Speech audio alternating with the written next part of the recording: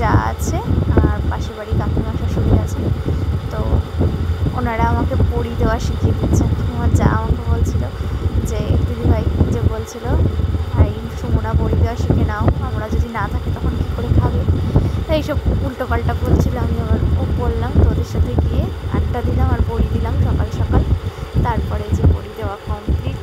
দেখুন আমি কিন্তু ভাজা বড়ির জন্য কটা পোস্ত বড়ি দিয়েছি আর নর্মাল এমনি চাল ফুটকো দিয়ে বড়ি দিয়েছি। তো বড়ি চলে যাচ্ছে তার ডেস্টিনেশনে, মানে চালের ওপর রোদ্রে দেওয়ার জন্য।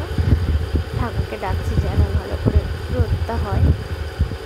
তো চলুন বড়ি দেওয়া কমপ্লিট হয়ে গেছে, এবার আমি বাড়ি যাই। তো আমি এখন চলে এসেছি বাড়িতে, এসে দেখি মেয়ে ঘুম থেকে উঠে গেছে আর ওইদিকে কিন্তু বিছানাপত্র সব অগোছানো পড়ে আছে। আমি সকাল সকালে উঠে গিয়েছিলাম, উঠে রেডি টেডি হয়ে গিয়েছিলাম। তো বিছানাটা দেখুন কী অবস্থা, কী করে রেখে গেছে। চলুন বিছানাটা আমি ক্লিন করে নিই। তো এই দেখুন আমার বিছানা ক্লিন করা হয়ে গেছে, সব গুছিয়ে যেখানকার জিনিস সেখানে রেখে দিয়ে এবার আমি চলে আসলাম কিচেনে। তো কিচেনে অনেক বাসনপত্র পড়ে আছে, সব মেজে পরিষ্কার করে নিয়ে কোনো রকম একটু খেয়ে স্কুলে রওনা দিয়েছি। তো এবার এখন কিন্তু আমি স্কুল থেকে চলে এসেছি। এদিকে আমি আজকে রান্না করছিলাম আলু পনিরের তরকারি আর আরেকটা জিনিস বিটরুট ভাজা, এইটা রান্না করেছি। তো মেয়েকে নিয়ে খাওয়াতে বসে পড়েছে, আবার বলছে হাই। তো খাওয়া দাওয়া দুপুরে লাঞ্চ সেরে নিয়ে আমি এসে একটু বকবক করছিলাম যে কী কী খেলাম না খেলাম বলছিলাম। তো যাই হোক, সামান্য কিছু কাজ এখনও বাকি আছে, সেগুলো করব, করে আবার আপনাদের সাথে আমি কথা বলবো। তো এখন প্রায় 7:30 8টা বাজে। আমি পড়িয়ে নিয়েছি সন্ধ্যাবেলা, টিউশন পড়িয়ে নিয়ে আমি মানে শ্বশুরমশাইকে চা করে দিলাম, মুড়ি মেখে দিলাম। তারপরে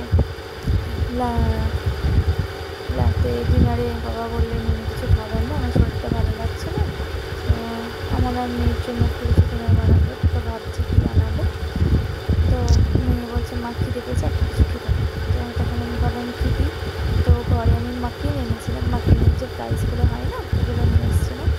ওটাতে যেহেতু প্রিজারভেটিভ দেওয়া থাকে না, তো আমি নিয়ে এসেছি এক প্যাকেট। তো আমার মেয়ে খুব ভালো খায়, তো আমি অল্প একটু তেলের মধ্যে দেখুন মাখিয়ে প্রায় 7-8 পিস ভেজেছিলাম।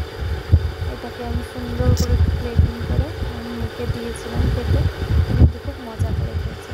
তো যাই হোক, আমার এই ছোটো ছোটো ভিডিওগুলো আপনাদের দেখতে কেমন লাগছে আমাকে কমেন্ট করে জানাবেন। আমার ভিডিও যদি আপনাদের ভালো লেগে থাকে তাহলে আমার চ্যানেলটিকে সাবস্ক্রাইব করবেন, ভিডিওটি লাইক করবেন ও শেয়ার করবেন।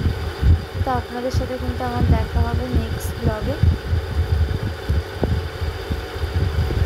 লাস্টের এই ক্লিপটা কিন্তু খুব মজাদার। আমি মেয়েকে নিয়ে যখন স্কুল যাচ্ছিলাম তখন ওদের সব বন্ধুবান্ধবদের নিয়ে আমি একটুখানি ক্লিপ নিয়েছি। তো যাই হোক, আপনারা ভালো থাকবেন, সুস্থ থাকবেন, দেখা হবে পরে।